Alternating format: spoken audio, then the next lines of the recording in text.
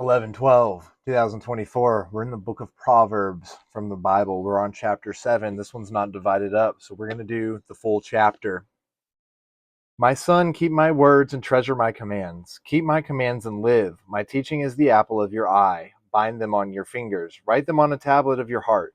Say to wisdom, you are my sister. Call understanding, friend. That they may keep you from another's wife, from the adulteress with her smooth words. For at the window of my house, through my lattice, I looked out. And I saw among the simple ones, I observed among the young men a youth with no sense, going along the street near the corner, then walking in the direction of her house, in the twilight, at dusk of day, at the time of the dark of night. And lo, the woman comes to meet him, robed like a harlot, with secret designs. She is fickle and unruly. In her home her feet cannot rest. Now she is in the streets, now in the open squares, and at every corner she lurks in ambush. When she seizes him, she kisses him, and with an impudent look says to him.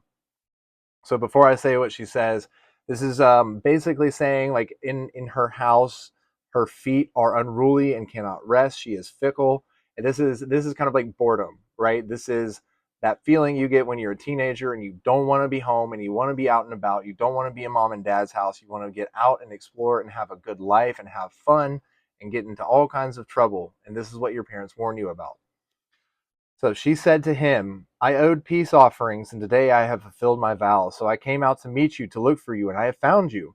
With coverlets I have spread my couch, with brocaded cloths of Egyptian linen. I have sprinkled my bed with myrrh, with aloes, and with cinnamon. Come, let us drink our fill of love until morning. Let us feast on love, for my husband is not at home. He has gone on a long journey. A bag of money he took with him. Not till the full moon will he return home.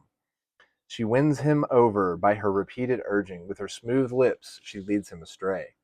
He follows her stupidly, like an ox that is led to slaughter, like a stag that minces towards the net, till an arrow pierces its liver, like a bird that rushes into a snare, unaware that its life is at stake. So now, O children, listen to me. Be attentive to the words of my mouth. Let not your heart turn to her ways. Go not astray in her paths. For many are those she has struck down dead, numerous those she has slain.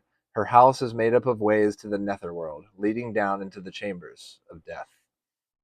So that's a pretty harsh proverb, but it is saying, like, it is the death of the choice, the decision, right? The Latin of decision comes from, like, to kill the option, or some form of the like decade, and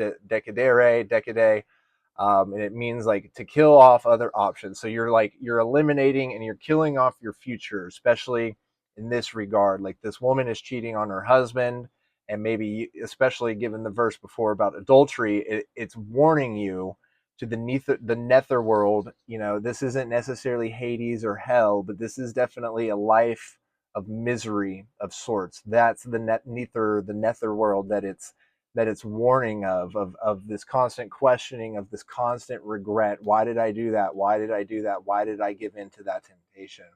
And so let that wisdom be your guide, is what it's saying, right? Let me pull up the verse. Say to wisdom, you are my sister. Call understanding your friend, right? So having the understanding, having the wisdom, and having the foresight on what to do or what not to do, whether it's temptation in the form of adultery or temptation in the form of anything else.